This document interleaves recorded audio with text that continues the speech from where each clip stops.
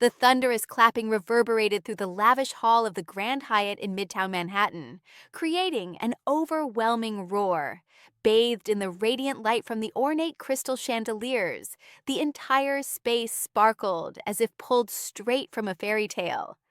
I positioned myself next to my spouse, Marcus Holloway, the co-creator of the tech firm Innovate, graciously receiving the wave of well wishes with a composed grin. This evening celebrated dual achievements: the 5th year since the company's inception, and the formal reveal that Innovate had reached a staggering $1 billion valuation. It represented the peak of the endless effort, exhaustion, anguish, and prime years that our partnership had poured into this triumph.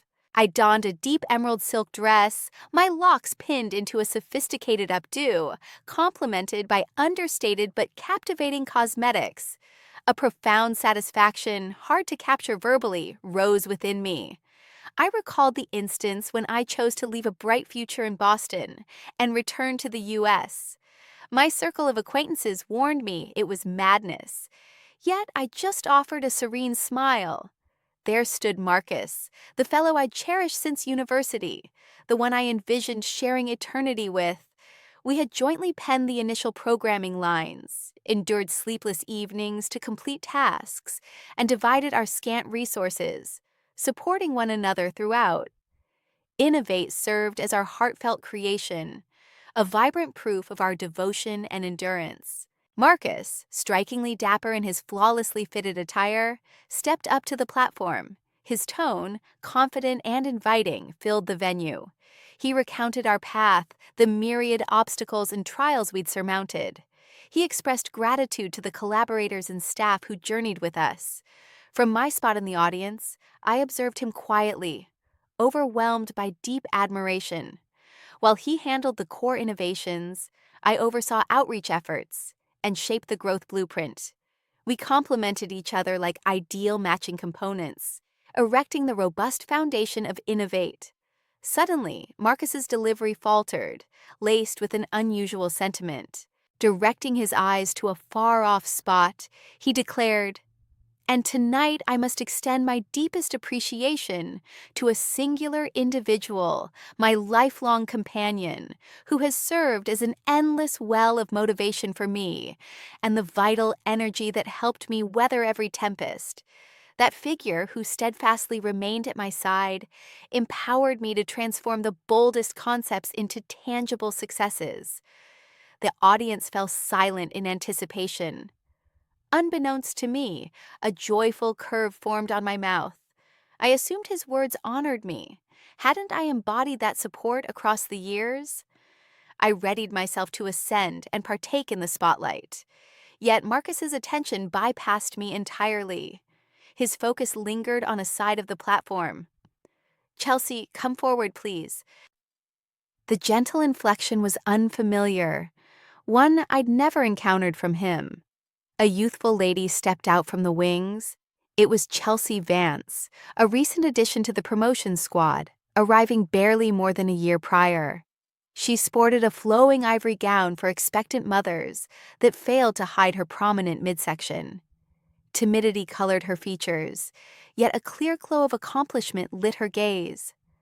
As she neared Marcus, my partner smoothly offered his arm to assist her with effortless familiarity, an affectionate and personal motion. He presented her with a cluster of crimson roses, the blooms I cherished most. Moments froze in place. The gentle ambient melody twisted into a harsh discord, while a low chatter started to circulate. It began as hushed murmurs, but escalated into a chaotic hum, akin to furious insects swarming. Scores of gazes fixed upon me, expressions blending intrigue, sympathy, and worst of all, sorrow pierced deeply. Those glances wounded sharper than endless barbs. Heat flushed my face, my mouth parched, and the grin stiffened on my expression. Positioned amid the scrutiny, I morphed not into the star of my victorious event, but into a pitiful display. Marcus required no further words. His action, paired with Chelsea's evident pregnancy, formed an unmistakable pronouncement. Before the crowd, He'd broadcast their connection, his disloyalty, and my exposed shame. Precisely as our cherished venture soared into independence, the home I'd constructed with full commitment crumbled in plain view. The initial sensation wasn't agony, but a hollow chill that gripped my frame. Ambient noises blurred into nothingness, leaving only the vivid sight of Marcus and Chelsea illuminated together on stage. They formed an attractive duo, the accomplished business leader and the fresh appealing lady bearing his offspring. And I, the partner who'd navigated the toughest phases alongside him, had abruptly turned into a dated, inconvenient barrier, a mere remnant. The whispers intensified. Poor Alexa, that's terrible. Who could have guessed? So this is the truth behind it. Fragments of dialogue slicing into my hearing wounded my self-respect like blades.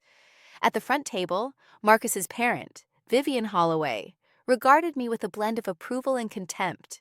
She'd always disapproved of me, perpetually griping that I was overly assertive and overshadowed her boy. She must have been, I felt profoundly content in that instant. Drawing in a steady breath, I straightened my posture. No breakdowns allowed. Not in this place. Not at this time. I was Alexa Thornton, offspring of the formidable Eleanor Thornton, a lady who never yielded to hardship. Clutching my purse firmly, the sharp sting of my fingernails piercing my skin restored my poise. I fixed my eyes on the platform, locking onto Marcus, who was dodging my stare.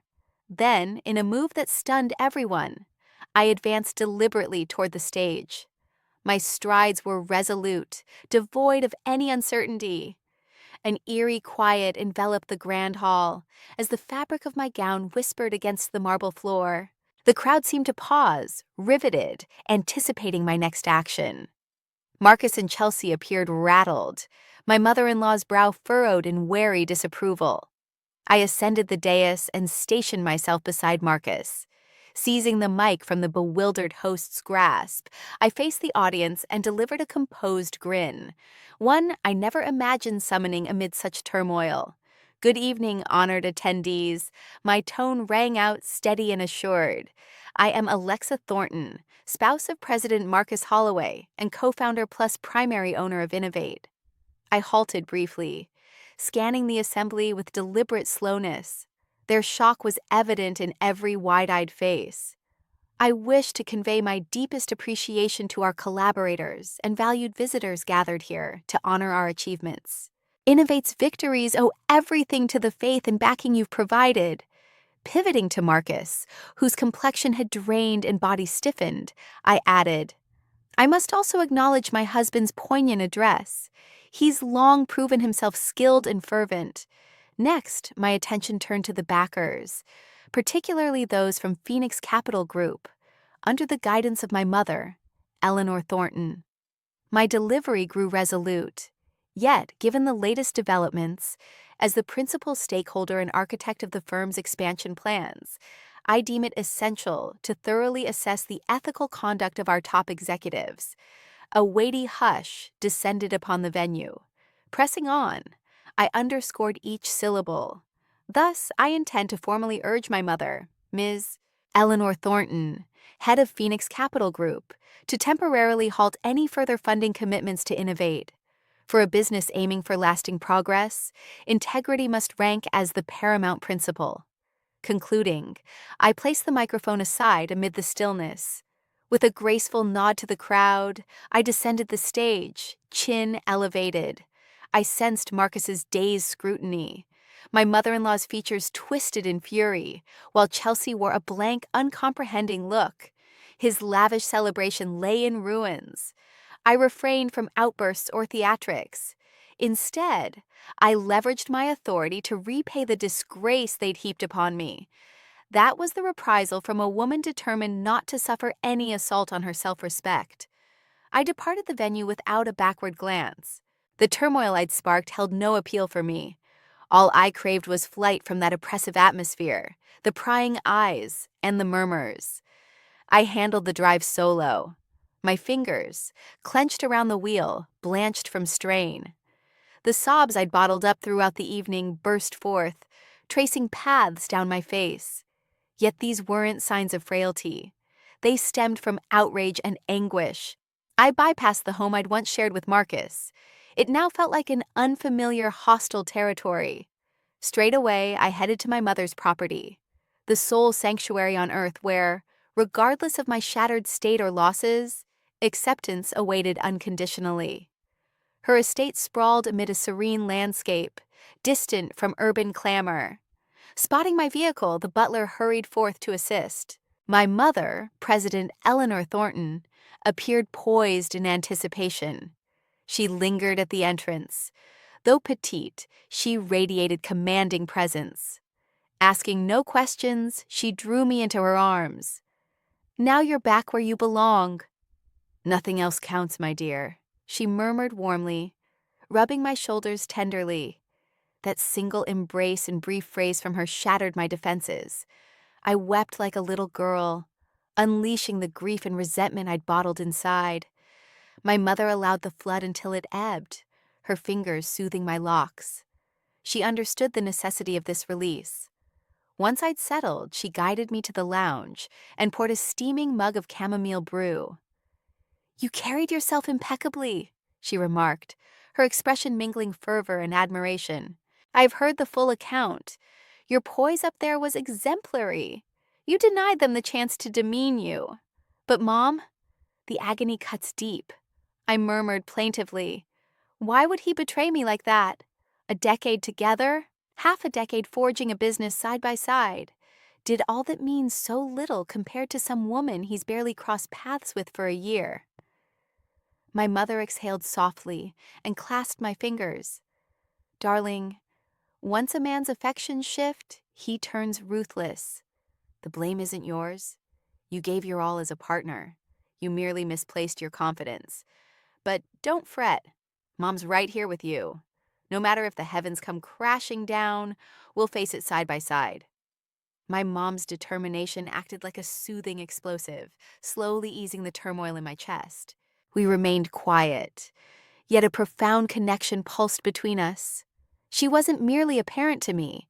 She served as my confidant, my guide, and the unshakable foundation of my existence. Suddenly, the chime of the doorbell echoed through the house. It turned out to be Elijah, my steadfast aide. He'd stuck by me from the startup phase of the firm and remained the individual I relied on above all others. Anxiety was carved into his features. "Ms. Thornton, you ignored your calls, so I rushed over without delay," Elijah explained in a pressing voice. "I'm sorry to barge in, but I have urgent news that can't wait." "What's going on?" I replied, a sense of dread creeping over me.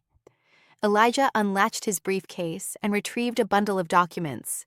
"Ma'am, we've noticed odd shifts in the firm's finances recently. Multiple hefty payments went to an entity named Advanced Management Solutions, LLC. After digging deeper, I found out the director is actually Mr. Holloway's mother's nephew." My mother and I traded looks of sheer dismay. Elijah pressed on with evident concern. "It seems they're fabricating fake deals to siphon money away from Innovate. The figures aren't trivial, ma'am. Plus, I learned that Mr. Holloway conferred with his private attorney on several occasions last month." Each revelation from Elijah struck like a mallet against my skull. This treachery cut deeper than anything I'd pictured. Marcus wasn't simply straying. He and his mother were plotting to seize the whole enterprise and abandon me penniless and alone. That evening's gathering wasn't merely a show to unveil his affair. It marked the launch of a carefully orchestrated scheme. Once Elijah wrapped up, a heavy quiet enveloped the space, interrupted solely by the steady ticking of the clock on the wall. My mother appeared stunned briefly, but she quickly recovered the poise of a seasoned executive. She grasped the files from Elijah's grip, slipped on her spectacles, and started scrutinizing each sheet meticulously. "Marcus and that lady," my mother declared in an icy tone, her jaw clenched tight. "They've gone too far this time." I stayed seated, as though plummeting into an endless void, the fresh sting of romantic deceit barely starting to fade. Now, it was compounded by the agony of corporate sabotage in the venture I'd poured my entire zeal into. I'd assumed Marcus had just lost his way, dazzled momentarily by something fresh. But no, this was a deliberate plot. They aimed to strip me of it all, not only my spouse and household, but also my dedication, my ingenuity, and my reputation. Elijah went on detailing his covert inquiries. Advanced Management Solutions LLC existed as a dummy outfit with zero genuine operations. The advisory packs Innovate had inked with them were all sham arrangements, riddled with vague terms on purpose. Over the past 3 months, the diverted funds had already hit tens of millions of dollars. And that's not the whole story, ma'am. Elijah paused briefly before extracting yet another sheet from his case. This is a preliminary version of the divorce settlement I stumbled upon on Mr. Holloway's attorney's desktop while collecting some files. I snapped a photo. With shaky fingers, I accepted the document. It outlined a one-sided split. Marcus pinned all the fault on me there. It accused me of obsessing over work, ignoring our domestic life, and shirking my marital responsibilities. Yet the most vicious section dealt with property division. Every stake in Innovate would go to him, on the grounds that he was the main originator and supplied the core innovations, while I'd shoulder every liability of the business, including the fictitious obligations they had invented via their advisory outfit, signing that would demolish me completely and saddle me with enormous liabilities. A sharp, acrid chuckle escaped me. So our years together boiled down to a single malicious page brimming with deceit. To Marcus and his mother, I'd been little more than a means to an end, a mere rung on their ladder to triumph. And with their aims met, they were eager to toss me aside without a second thought. They're even attempting to wipe out any record of your role in the firm's tech base, Elijah noted, his voice laced with outrage. They've brought in a different crew to overhaul key components, allowing them to claim the concept was purely Mr. Holloway's from the outset. At that, tears no longer came. The hurt morphed into a quiet inferno of fury igniting within me. That tech core represented my lifetime achievement. The vision for an intelligent, adaptable business oversight platform stemmed from my own days in Boston. Marcus had merely coded it into reality, and now he plotted to claim full ownership. My mother pounded the stack of papers. She slammed her fist down on the table. "That's it," she declared with resolve. "We won't sit back and let them get away with this. Alexa, it's time for you to rise and push back. Not for some no-good guy, but to protect your dignity and everything that's yours. I'll stand with you every step." The fierce determination in my mother's eyes filled me with a surge of power. Absolutely, I refused to crumble. I needed to battle for my own sake, for the prime years I'd given up, and to ensure those betrayers faced consequences for their deeds. The road ahead would be tough, yet I realized I had support. With my mother, Elijah, and the facts backing me up, I wasn't facing it solo. Bright and early the following day, we jumped into action without delay. My mother reached out to a longtime family acquaintance, lawyer Ribera Robbie Caldwell. She wasn't the flashy type splashed across headlines, but in legal circles, she earned admiration for her honesty and deep expertise in intricate financial disputes. Her workplace, a far cry from the glitz of big corporate outfits, sat in a serene, low-key structure in Georgetown, D.C. Attorney Caldwell, a lady in her 60s with silver locks neatly tied in a bun and perceptive eyes peering over her spectacles, greeted us with a pot of chamomile tea. As I recounted the full saga from the party's farce to the proof Elijah had collected, she absorbed it all quietly, offering nods here and there. Once I'd wrapped up, she responded in a gentle yet commanding tone. "Alexa, my heart goes out to you for enduring this ordeal. But amid the darkness, there's a silver lining. Their rush and audacity during that event handed us a crucial edge. It bought us moments to gear up." She picked up the snapshot of the divorce papers that Elijah had obtained and scrutinized each provision meticulously. "A short-sighted and foolish contract," she concluded. "They misjudged you and your mother completely. They figured the mental strain from the affair and the pregnancy would shatter you into signing whatever they shoved your way. But they couldn't have been more off base. Robbie, I'm placing this entire matter in your hands. I won't allow them to destroy my daughter like this, my mother stated. The attorney inclined her head. Rest easy, Eleanor. This goes beyond a basic split. It's a clash over assets, hinting at deception and misappropriation. We won't get mired in the drama of infidelity.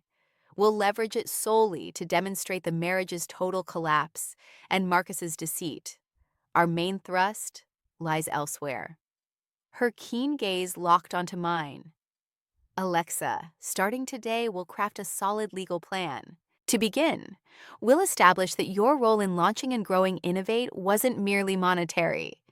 Crucially, it involved intellectual contributions, the foundational concepts and innovations. She pressed on. We need to compile every scrap of proof, no matter how minor. Emails sharing initial thoughts, drawings, journal entries, and accounts from past coworkers who saw your efforts from day one. Those will form our arsenal. Next, she held up a pair of fingers. We'll target their siphoning of resources. Elijah's discovery of that dummy firm is a game changer. From here, we delve further, tracing the cash trails.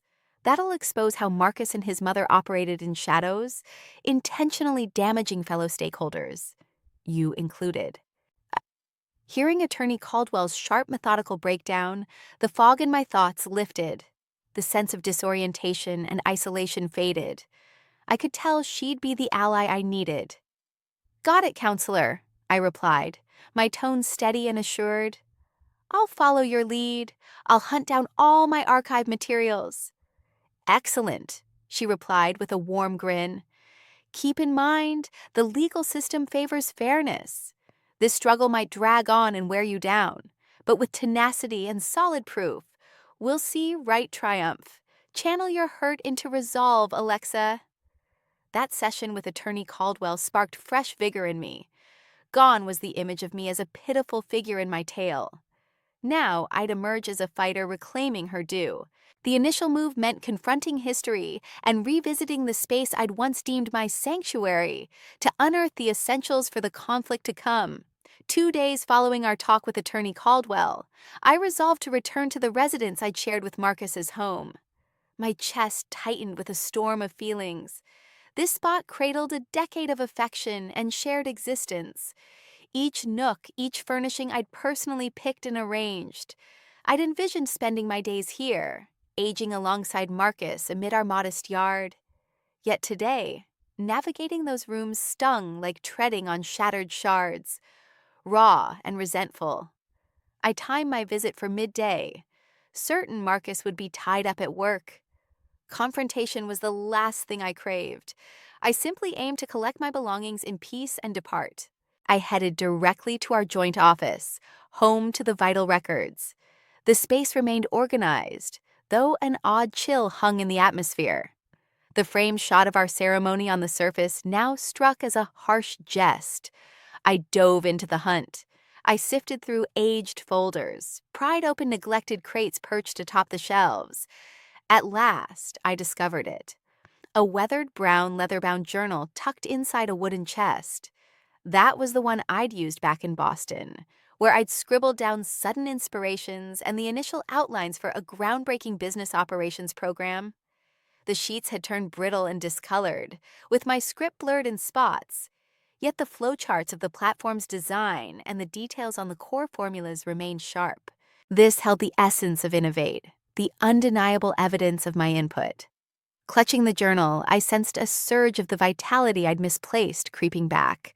I tucked the journal away along with a few USB sticks, containing connected files into my bag. Right as I prepared to exit, the door flew open. There stood Marcus, frozen upon spotting me. He clearly hadn't anticipated my showing up. "What are you doing in here?" he demanded, his tone laced with caution. "I've come for my belongings," I answered steadily, masking any feelings. Marcus glanced at the bag over my shoulder, and a flicker of anxiety darkened his gaze. He stepped inside and slammed the door shut. "Alexa, We have to discuss this. Don't make it worse. What happened at the gathering was an error, but your response wasn't right either. Do you realize the harm you've inflicted on the firm? A sharp, icy chuckle escaped me. I harmed the firm. And were you considering the firm when you and your mother schemed to drain its resources? Were you pondering our shared history? My dedication? When you drafted that divorce settlement to leave me broke and in hock? Marcus's expression shifted dramatically. He never dreamed I'd uncovered it all. What rubbish is this? Who fed you that story? It doesn't matter the source. What counts is the truth of it. Marcus dropped the act. I'm worn out as well. I met his stare directly. In those eyes I'd once adored deeply, I now detected only deceit and scheming. And I adored you and placed my faith in you without reservation. I sacrificed it all to return here and establish a venture alongside you. And your payback, treachery, and a vicious plot. Stunned, Marcus moved closer and reached for my hand. Alexa, hear me out. It's not like you imagine. The affair with Chelsea was a slip-up. My feelings for you persist. We could begin anew. Pull back the claim you filed with the investors. Let's not squander our efforts. I swatted his hand aside and retreated a pace. His statements now stirred only revulsion in me. Begin anew. Marcus, do you see me as an idiot? Is your affection so worthless? And the baby that woman carries. What's your plan for it? Or is it all just another blunder you toss aside when the wind shifts? I didn't return today for your justifications or to plead, I declared resolutely. I've come to reclaim what's rightfully mine, and to inform you I won't endorse any unfair divorce terms. I'll battle until the finish to protect my reputation and my stake in Invitech. Since you and your mother ignited this, brace for the fallout. With that, I denied him any retort. I spun on my heel, flung the door wide, and strode away.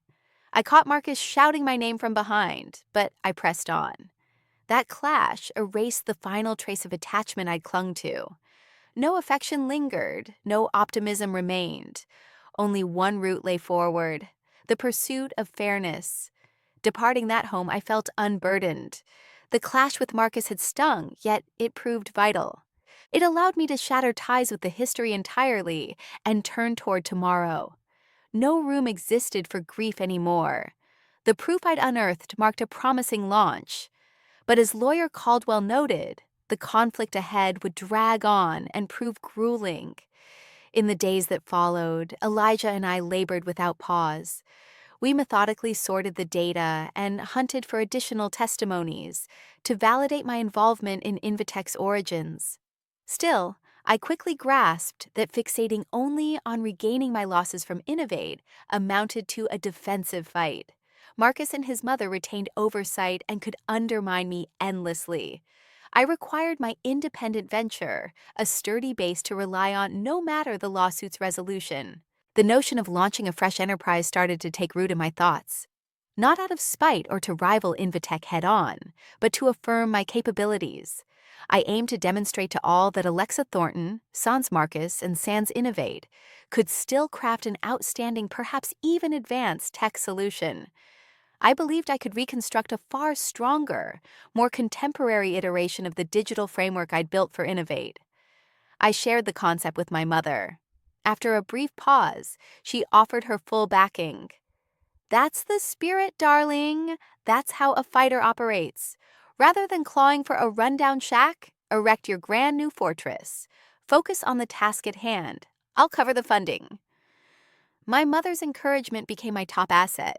But I knew fresh concepts and funding alone wouldn't cut it. I required collaborators and skilled experts. That's when Devin came to mind. Devin Hayes was a university buddy of Marcus and me.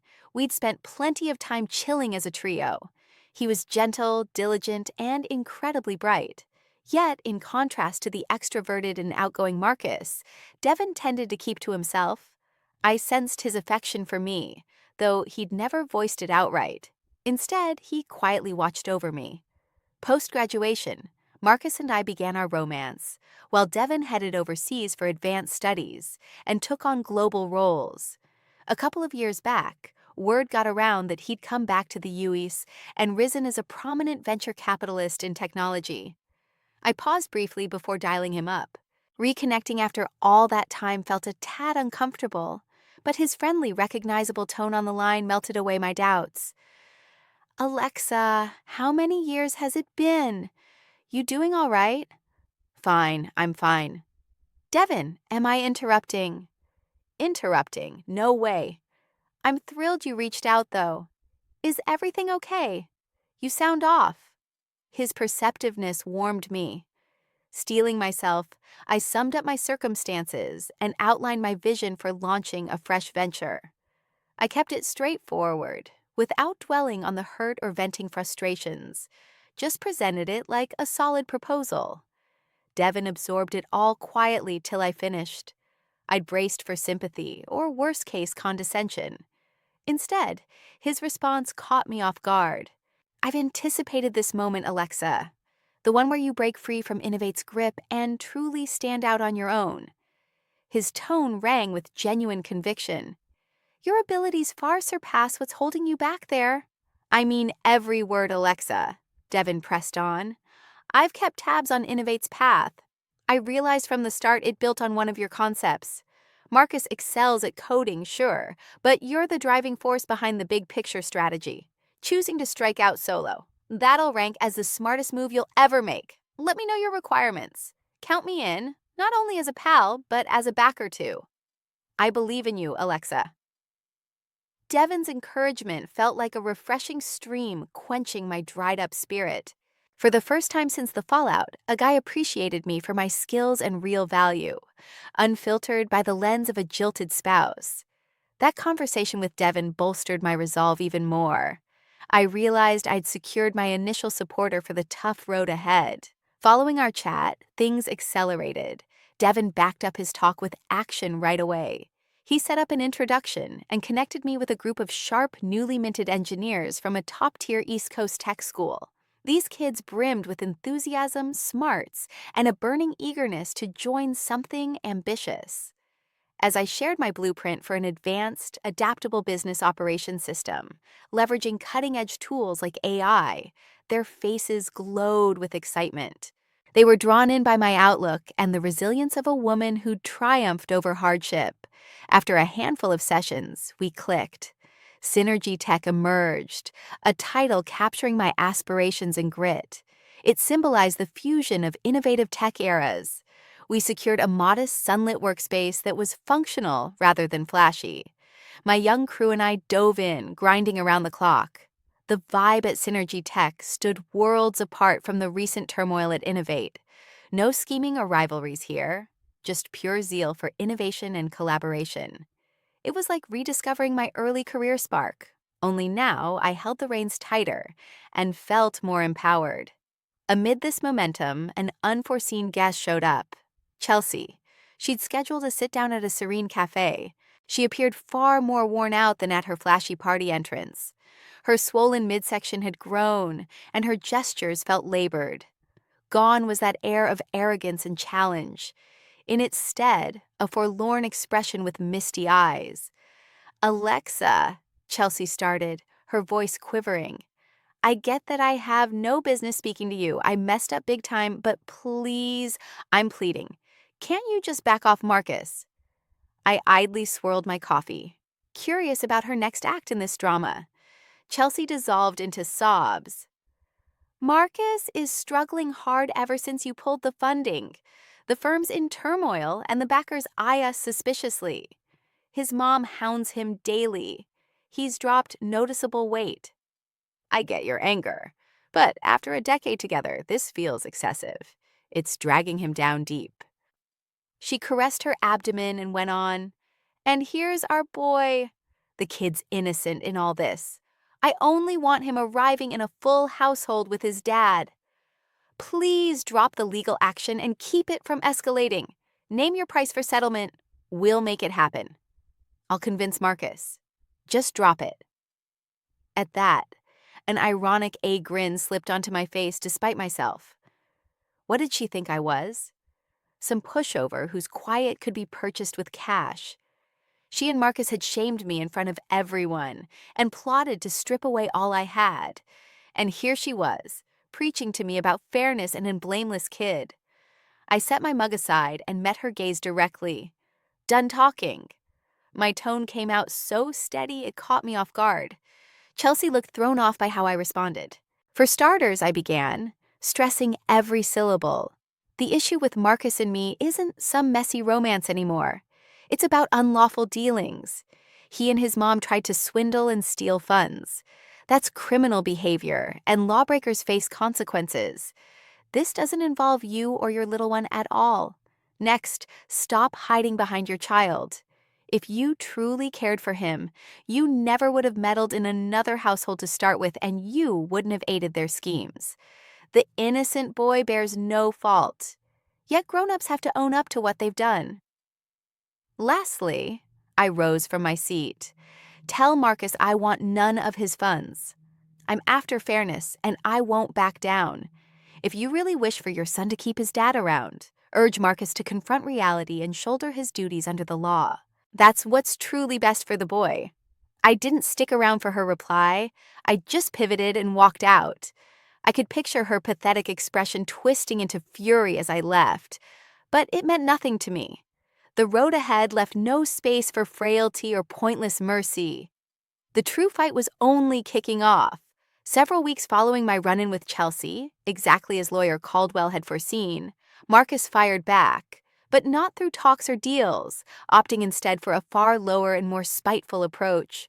One morning, a legal notice arrived at my door. As head of Innovate, Marcus had filed against me.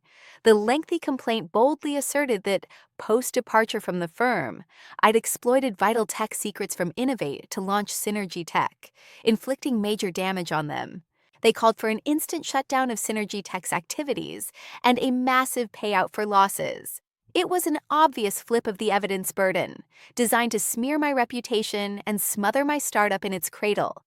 Once the story hit, the fresh talent at Synergy Tech grew anxious. They dreaded the firm's prospects and getting dragged into a drawn-out, expensive legal battle. I got their fears. Rather than falter, though, I gathered the whole team for a huddle.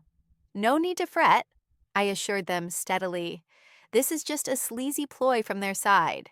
The tech core we're building at Synergy Tech is entirely fresh, drawing from concepts and designs way beyond Innovate's level. We've got right and reason with us. Our job right now is to zero in on the task and craft the top-notch solution we can. I'll manage the court stuff. My poise eased their minds. I rushed the suit straight to Caldwell's firm. Against my concerns, she scanned the docs swiftly and cracked a smile. He's sealed his fate, she remarked. This is the break we needed. When we ought to have brought the case, they've handed us the platform to lay out every bit of proof. That Marcus, coddled by his mother, is an utter idiot. Guided by Caldwell, we swiftly drafted our counter. We didn't just debunk Marcus's baseless claims. We laid out solid proof of my original contributions. That ancient journal I'd uncovered turned into our star exhibit. We duplicated and notarized each page, every blueprint, and submitted them to the judge. The timeline stood out starkly against Innovate's start date. Plus, we pulled emails from over 5 years back, from when Marcus and I first bounced early concepts. They plainly showed me originating and outlining the core principles. On top of that, Caldwell reached out to a pair of ex-Innovate techs who'd been there from day one. They'd watched me pull all-nighters fixing bugs alongside them and listen to my pitches on the product's direction. They wavered initially, but my honesty and the attorney's protections won them over to give statements. The opening mediation session unfolded amid heavy strain. Marcus and his counsel, oozing smugness, rolled out papers alleging Innovate's tech was one of a kind. But as Caldwell methodically revealed our proofs, Marcus's expression shifted. He gaped at the notebook replicas and blanched at the lawyer quoting those vintage messages. When my two old coworkers stepped up, Marcus's bravado shattered entirely. He fumbled the judge's queries and stuttered badly. Marcus's suit, rather than dragging me under that lawsuit, turned into a devastating hit to his standing and Innovate's trustworthiness. Whispers started spreading through the tech community about his spiteful legal action and his harsh handling of a former partner. On the over-the-counter exchange, Innovate's stock value started dropping. In this covert battle, I decisively claimed the opening victory. The loss in the slander case only fueled Marcus and his mom's fury even more. They saw they couldn't beat me through the courts, so they shifted to shadier, more underhanded tactics. Their focus turned to the vital parts of our proof collection, particularly the insiders familiar with Innovate's shady dealings. Elijah, leveraging his thoroughness and network, tracked down a crucial contact, Mr. Chen, the ex-head accountant at Innovate. He'd spent 3 years there and quit abruptly around 6 months back, right when those dubious deals with Advanced Management Solutions LLC kicked off.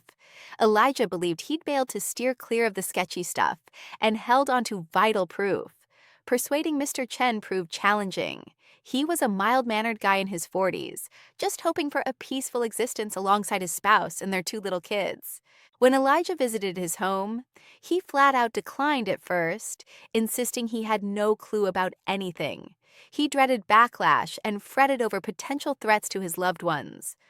"Mr. Elijah, you have to get my position," Mr. Chen said, his tone laced with worry.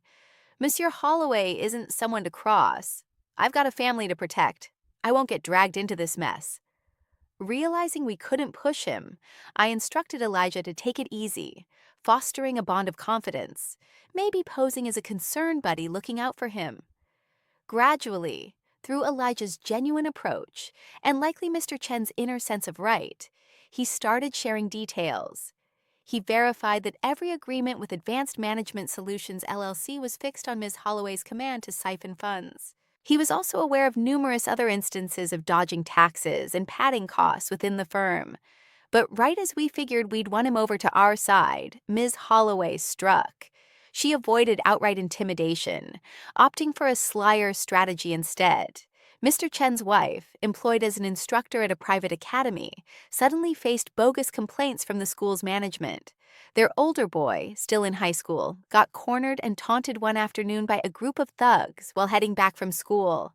Luckily, bystanders stepped in quickly, preventing any real damage. Though the events weren't catastrophic, they served as an unmistakable signal. Mr. Chen freaked out.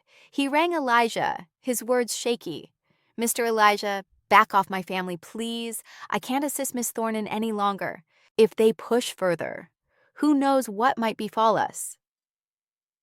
When Elijah relayed the news to me, a heavy dread settled in. The anger boiling toward those vile folks paled compared to the guilt gnawing at me over Mr. Chen's household. I refused to put blameless people at risk for my cause. "Drop it, Elijah," I said. "No more leaning on him. His kin's well-being matters most. We'll find some other route." Though it stung as a setback, we had to shelve that avenue for now. With a prime witness slipping away, our probe hit a wall and obstacles kept mounting. It dawned on me that this showdown was way more grueling than I'd imagined. My adversaries weren't just loaded and influential. They had no qualms about deploying the most ruthless ploys to get what they wanted. Noticing my downcast mood over Mr. Chen, my mom summoned me to her office one evening. She'd brewed some chrysanthemum tea, and its soothing scent eased my tension. "What's on your mind?" she inquired softly, placing a mug before me. "I'm worn out, Mom. They're ruthless. I can't bear the thought of bystanders getting hurt on my account." My mom let out a breath and gazed toward the garden, cloaked in night. "In business, like in everything else, conflicts always bring casualties, dear one. But we must recognize our boundaries. Choosing not to hound Mr. Chen was wise, yet that doesn't signal surrender. To overcome your foe, you need a clear picture of their true nature." My mother met my gaze with her piercing eyes. "Tonight I'll share a tale with you about your former mother-in-law, Marcus's mom." I was taken aback. My mom rarely mentioned my ex-family. She'd typically dismiss them as an ordinary bunch, nothing noteworthy. "Truth is," my mom started, "I've known Ms. Holloway for ages, back from our early days navigating the corporate landscape. She was striking and sharp even then, but that sharpness came paired with ruthless drive and zero scruples. My mom explained how, years ago, Ms. Holloway had teamed up with a dear companion. They launched a modest sewing operation together. But as it gained traction, Ms. Holloway schemed to charm her associate's spouse while cooking up phony proof to charge her with theft. Ultimately, she seized control of the whole enterprise, leaving her friend penniless and homeless on the curb. As for Marcus's dad, my mom went on, he was just an ordinary, hardworking mechanic. Ms. Holloway wed him solely because his skills proved handy for running the shop. He spent his entire existence overshadowed by his spouse, never daring to speak up, and he passed away as quietly as he'd existed. Marcus matured in that stifling atmosphere, shielded excessively by his mom, absorbing nothing but notions of wealth and dominance. That young man mirrors his mother exactly. He possesses a bit of skill, yet his character is frail, avaricious, and readily swayed. As my mother recounted her tale, clarity started to dawn on me. I grasped why my mother-in-law could behave with such ruthless precision. Avarice and disloyalty coursed through her blood, and the fellow I'd once cherished, Marcus, amounted to little more than a creation shaped by her influence. "What about Chelsea?" I inquired. My mother paused to drink some tea. "In my view, that young woman serves merely as a piece in Miss Holloway's game. She recognized Marcus's fondness for the ladies and intentionally guided the girl his way. Youthful, compliant, and able to produce an heir to carry on the family line. What could suit her purposes better? She deployed her to bind Marcus tightly and wielded the pregnancy as a means to degrade you. And once her aims are met, heaven knows what awaits that poor girl." My mother's insights jolted me awake. I'd fixated too much on Marcus and Chelsea, overlooking the real architect of it all, my mother-in-law. She orchestrated the full scheme. This epiphany forced me to rethink my approach. My adversary wasn't merely Marcus, but that sly operator. In truth, this battle pitted her against me directly. Shortly after resolving to spare Mr. Chen any further involvement, an unforeseen event unfolded. One afternoon, a courier brought a modest parcel to my mother's home. No return address appeared, just a location note. Within lay no present, but rather an unmarked black USB stick, devoid of any inscription. My mother and I exchanged wary glances. I cautiously plugged the device into my computer. A series of dated audio recordings popped up on the display. After a brief pause, I selected the latest one. A voice I knew well emanated from the speakers, Ms. Holloway's. "Follow my instructions precisely, finalize the agreement, shift the funds, and I'll handle the rest. Alexa remains clueless, and Marcus won't defy me." Then came the timbre of what sounded like an attorney. "Madam, isn't this awfully hazardous? Exposure could bring accusations of deception, fund misappropriation, and fiscal dodging." "Every gamble offers gains," Ms. Holloway replied with unwavering poise.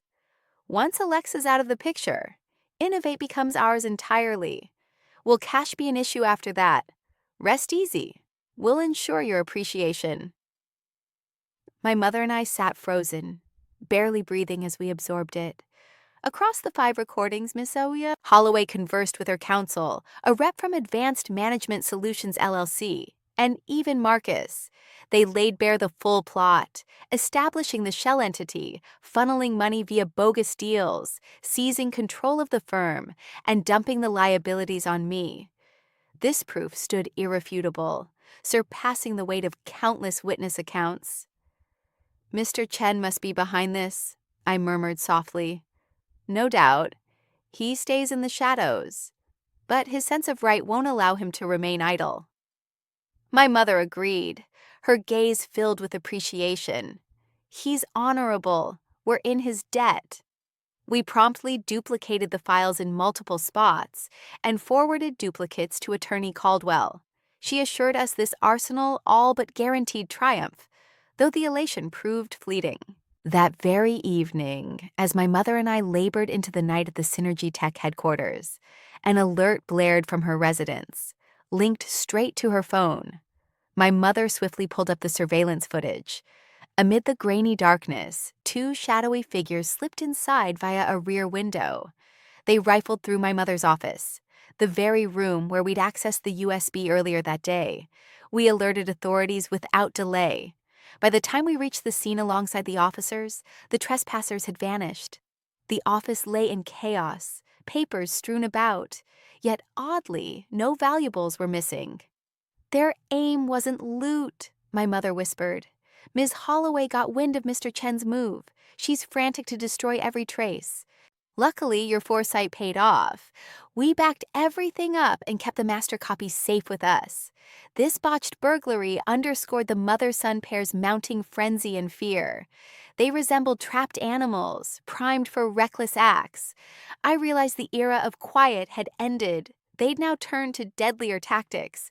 I balled my hands into fists, vowing greater vigilance and resolve. The battle. The operation had reached its most perilous stage. Though the heist attempt fell apart, it triggered security alerts. That ruthless pair of mother and son was determined to wipe out any traces of their deeds. This realization heightened my concerns for Elijah even further. He'd led the frontline probe, sifted through volumes of details, and now stood most exposed. I phoned Elijah right away, urging him to stay extremely vigilant. "No need to fret, ma'am," he replied, his face set with resolve. "I've got this under control. They don't scare me. The real issue troubling me these days is that while those audio files are useful, they lack the punch to nail them on tax fraud charges. Solid paperwork and financial ledgers are what we really need." Elijah shared that he remained connected to a few former colleagues in Innovate's finance team. Cleverly, he'd gained off-site entry to the firm's core network during quieter evening hours, when monitoring eased up.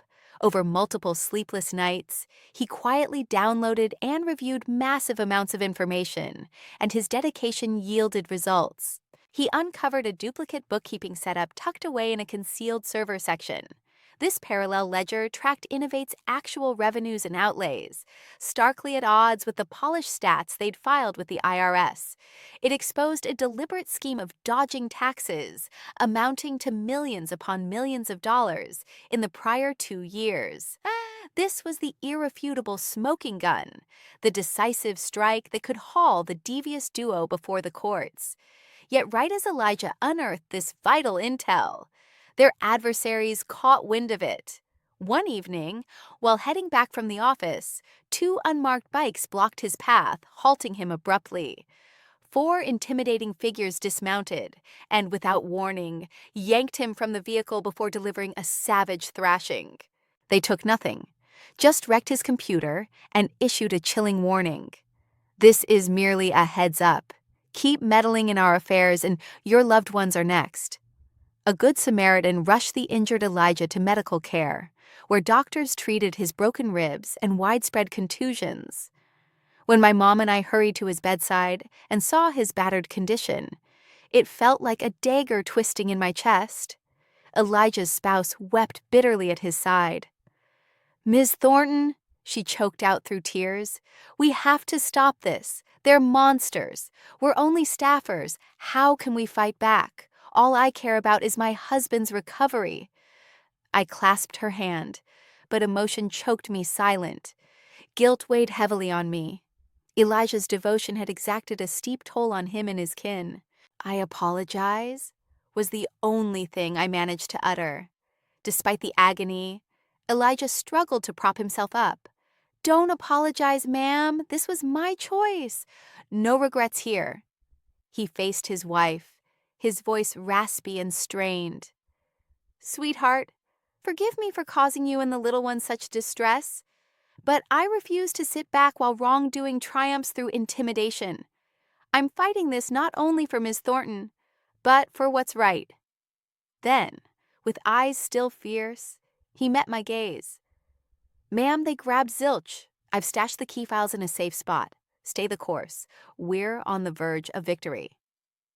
The following morning, I organized for Elijah, his spouse, and their kids to seek temporary shelter at his parents' hometown. Watching his family uprooted like that only stoked my fury toward the scheming mother and son. Elijah's bravery demanded payback. I swore to ensure those villains faced severe consequences for their actions. His faithfulness was beyond measure, and I'd honor it without fail. About a month later, after Elijah healed and the core evidence reached lawyer Caldwell, I knew it was time for an open offensive. I aimed to rally media buzz and industry pressure, boxing in the pair so they couldn't retaliate. The chance arose with my invite to a major finance summit, drawing scores of elite business leaders and financiers nationwide. I figured Marcus would show up too. Following the early scandal, Innovate had pushed a PR makeover, backing various causes and ramping up promotions. At the event, Marcus was slated as a keynote on tech advancements in the modern era. It was prime time to expose his phony facade. I stepped into the venue transformed, shedding the image of a jilted ex for the poised leader of Synergy Tech. Dressed in a sleek white tailored suit and sporting a chic bob, I drew instant focus. Murmurs spread about the tangled history between Marcus and me. He seemed caught off guard briefly upon spotting me, but soon mustered a counterfeit poise. He even came over, extending his hand like it was casual chit-chat. "Haven't seen you in ages, Alexa. Didn't realize these gatherings were your scene." "The corporate scene's pretty tight-knit, Mr. Holloway," I shot back. She responded with a similarly polite grin, but didn't take his offered hand. "I hope your talk goes well," she said.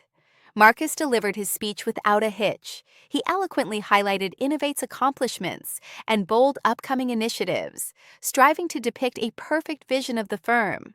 The audience gave him solid applause. Yet the main event was still to come.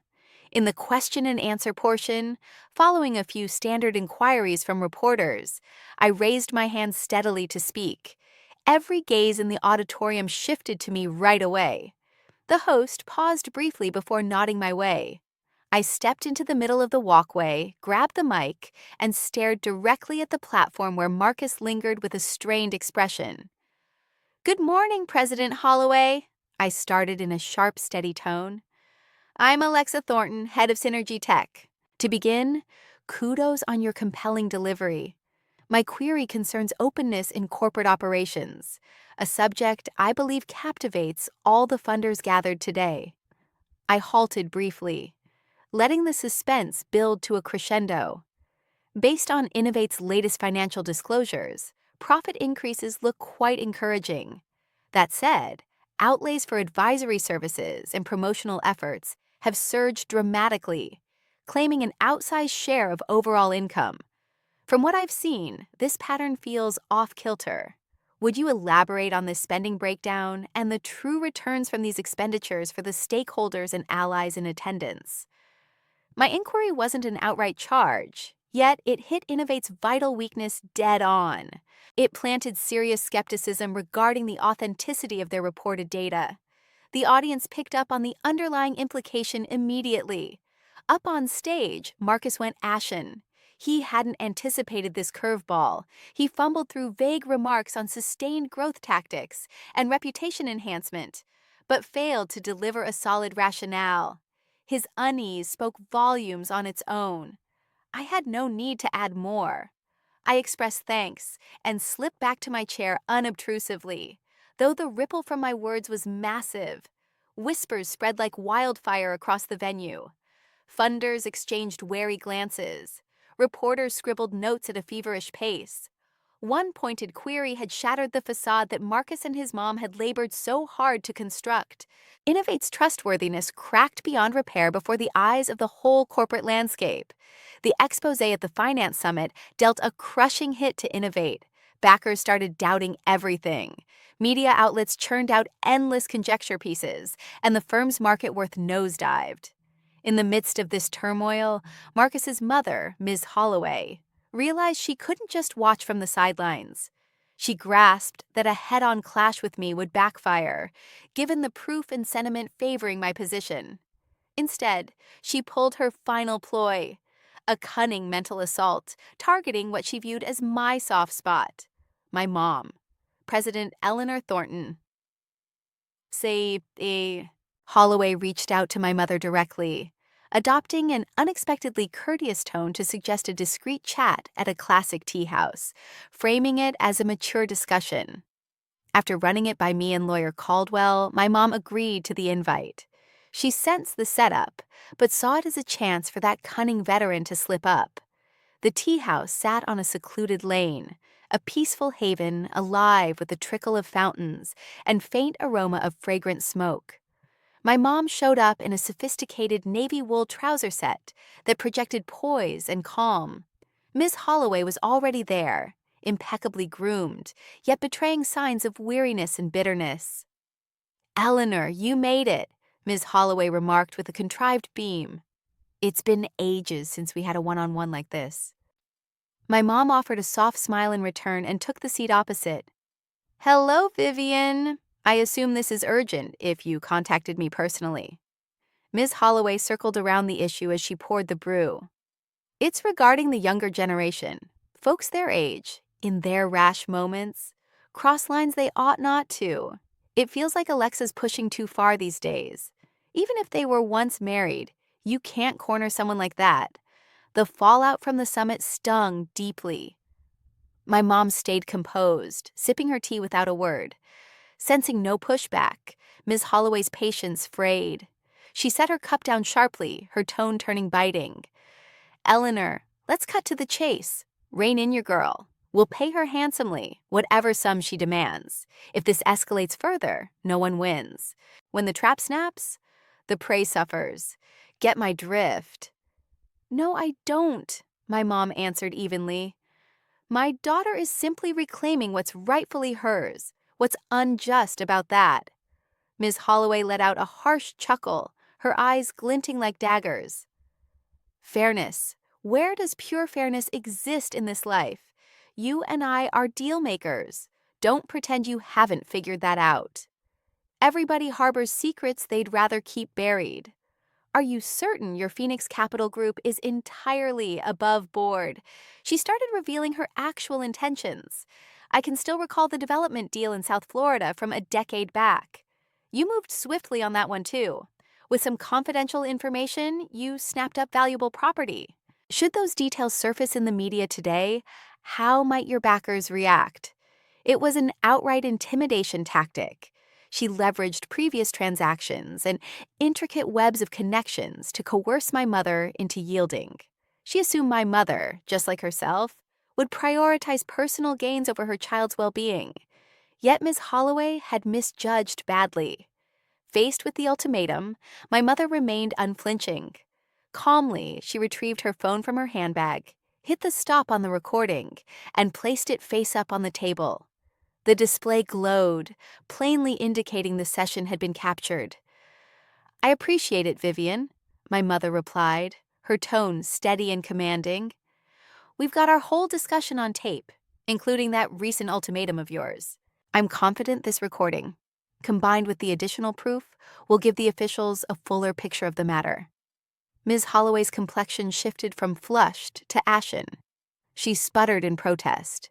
"How could you?" "What exactly?" My mother cut her off. "Those arrangements you referenced were handled with full compliance to the law. I've got no skeletons in my closet. If you'd like to probe further, be my guest.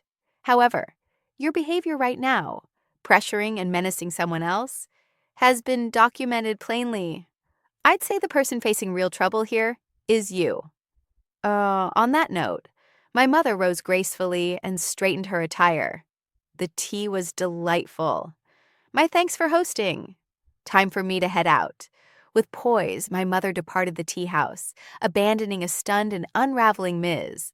Holloway behind. The woman shook violently, her features twisted in utter shock. Her final mental assault hadn't just collapsed, it had morphed into damning proof against her. The cunning schemer had ensnared herself. Ms. Holloway made her way back home, gripped by utter terror. The encounter with my mother had shattered her remaining assurance and poise. In a frenzy, she hurled a porcelain tea service against the ground, howling wildly through the residence. Alarmed by his mother's turmoil, Marcus hurried over to inquire. Mom, what happened? Is it all ruined? Is everything lost? Ms. Holloway wailed, her locks in wild disarray. That lady captured it all. She laid a snare for me. We're done for, my boy. She recounted the entire episode to Marcus. Upon hearing it, he went rigid, his visage paling completely. He knew their predicament well. Mr. Chen's sound files, the dual ledgers uncovered by Elijah, and now this tape of his mother issuing threats to President Thornton. Cumulatively, this collection of material could land them both behind bars. Mom, what now? Should I approach Alexa and plead for mercy? Marcus suggested, his words quivering. His inherent frailty was emerging once more. Plead for mercy, his mother retorted sharply. You believe that'll make a difference at this point. Do you suppose Alexa and her mother will simply release us without consequence? Idiot. There's just one escape route left. What's that? Flee, Ms. Holloway declared through clenched jaws. We must depart before law enforcement arrives, liquidate every shareholding, grab all the funds, and exit the nation. Cash opens doors anywhere. In their frantic state, they hastily outlined a scheme to shift resources. Drawing on long-standing professional ties, Ms. Holloway reached out to various brokers and settled on offloading her entire stake in Innovate at a steep discount below current rates. Speed was essential, with payment in hard currency. Concurrently, Marcus handled pulling funds from corporate and private ledgers, funneling them bit by bit into overseas holdings via untraceable paths. They operated covertly, filled with dread. Marcus holed up in his quarters all day, appearing worn and drawn, murmuring into his device. Chelsea, her pregnancy far along and prominent, picked up on his shift and pressed him for details. She got only curt dismissals in return. Her instincts as a woman signaled grave trouble. Sneaking a peek at his mobile, she recoiled in dismay at the alert for a single-direction booking to Europe. The passes covered just two, Marcus and his mom. Chelsea crumpled in despair. It hit her that she and her unborn baby were mere disposable pieces, on the verge of discard. Over on our end, the pair's every step stayed firmly tracked. From his hideout, Elijah kept vigilant watch on Innovate's dealings via reliable allies. Spotting the irregular dump of substantial stock and the hefty drains from the finances, Elijah alerted me without delay. Madam, it looks like they're gearing up to bolt. His alert came through tense on the line. Upon learning this, I acted instantly. I dialed lawyer Caldwell right away. Counsel, I and Frez. It was time to act. Got it? The attorney responded with resolve. Alexa, keep your composure. I'll head straight to the officials right away, armed with every piece of paperwork and proof at our disposal. Justice's reach is vast, and even if it moves deliberately, it always prevails. They won't escape this. Darkness enveloped the metropolis. Inside the opulent estate, the mother and son pair frantically packed bundles of bills and files into bags, aiming to board a pre-dawn plane. Unbeknownst to them, beyond their walls, an unseen snare of legal enforcement had been deployed and was tightening, poised for the perfect strike. That evening, steady showers soaked the urban landscape. The steady patter of rain against the panes echoed like a mournful tune, heralding closure. Even at the stroke of midnight, lights blazed throughout Marcus's residence. Tension hung in the indoor atmosphere, stretched tight like a drawn bow. Mrs. Holloway paced anxiously, prodding her son. Speed it up, Marcus. The ride to the airfield is almost due. Got it all set. Affirmative, Mom. Marcus answered in an exhausted tone. He'd just ended a conversation with a go-between who assured him the final stock transfer had gone through, with the funds set for handover at a hidden spot. Their frantic scheme appeared to be unfolding as hoped. What they couldn't foresee was that lawyer Caldwell had devoted the whole afternoon to the Federal Prosecutor's Bureau. She'd presented the full dossier methodically, from the proof of my intellectual assets to the bogus agreements, the dual ledgers, the intercepted phone logs, and the tape of Mrs. Holloway intimidating my mom. The sheer, undeniable volume of material astonished the examiners. Considering the gravity of the offenses and the danger of flight by the accused, authorities swiftly issued an apprehension order and a directive to freeze holdings.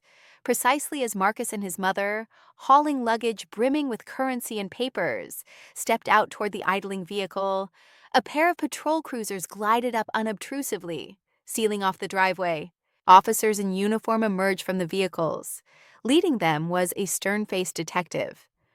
"We're with the FBI's Financial Offenses Unit," he announced, flashing the detention papers at the pair. "Marcus Holloway and Vivian Holloway.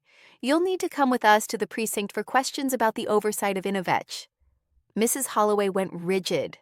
The bag in her grip slipped free, dumping rolls of money that tumbled onto the drenched sidewalk. Her complexion drained to ashen, and her gaze stretched wide with dread. Their flawless scheme had shattered right at the threshold of freedom. Marcus shook violently from crown to sole, his knees buckling until he braced against the siding to stay upright. "This has to be an error," Mrs. Holloway muttered haltingly. "We're legitimate entrepreneurs. We've committed no infractions." The detective offered no reply, just gestured to his team. The duo was escorted to the cruiser, dazed and powerless. Meanwhile, a separate squad advanced into the property to carry out a raid and confiscation mandate. The whole property, along with banking holdings, equities, and every resource under Marcus's and Mrs. Holloway's ownership, got locked down. The legal trap had snapped shut, flawless and complete. From an upstairs vantage, Chelsea observed the entire scene. Clutching her abdomen, she wept without restraint. Their getaway blueprint held no slot for her or the child. She'd been jettisoned like discarded trash. Witnessing the fellow she'd formerly adored and the figure she dreaded hauled off by lawmen, Chelsea was left with boundless void and hopelessness. When Lawyer Caldwell shared the update, I sat in the den alongside my mother. No elation or victory stirred within me, just an odd serenity. A turbulent phase of existence had drawn to a close. All the bitterness and animosity felt purged by that night's downpour. The ensuing weeks brought a flurry of courtroom battles. The Innovate affair, owing to its scale and intricacy, sparked widespread buzz in corporate circles. Backed by the solid proof we supplied, the state's case swiftly dismantled the full scheme. The hearing drew crowds and intense press coverage. I steered clear. Reliving the sight of those who'd inflicted such pain held no appeal.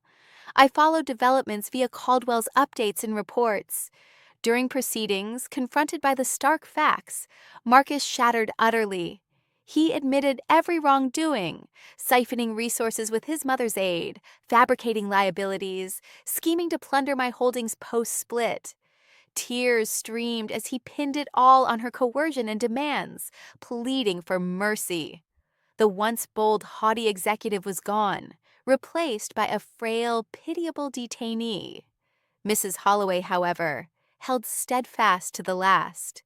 She rejected the accusations, insisting on a frame-up, altered tapes, and doctored finances. She persisted and she maintained the facade of an innocent victim, right up until the prosecution played the audio of her menacing phone call to my mother. As her own haughty and intimidating words echoed through the hushed courtroom, she crumbled at last, dropping her gaze in quiet defeat. The judge delivered the ultimate ruling on charges of fraud, embezzlement, and tax evasion. As the primary offender, Ms. Holloway received a 20-year prison term. Marcus, who had admitted his role and shown remorse, got 15 years as an accessory. The remaining conspirators faced their own fitting penalties. Innovate, the company I had poured my soul into nurturing like a cherished protege, now marred by financial ruin and deceit, was officially deemed insolvent. While justice prevailed, I found no thrill in the win, only a poignant sorrow for a once vibrant romance that had crashed into ruin, and for the wasted years of my early adulthood swallowed by lies. A week following the conclusion of the proceedings, I acted on a plan I'd mulled over for some time. I made the drive to the serene countryside village where Elijah's family had settled temporarily.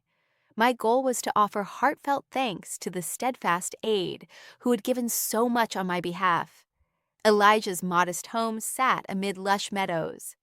The fresh, tranquil air stood in sharp relief to the oppressive city vibe.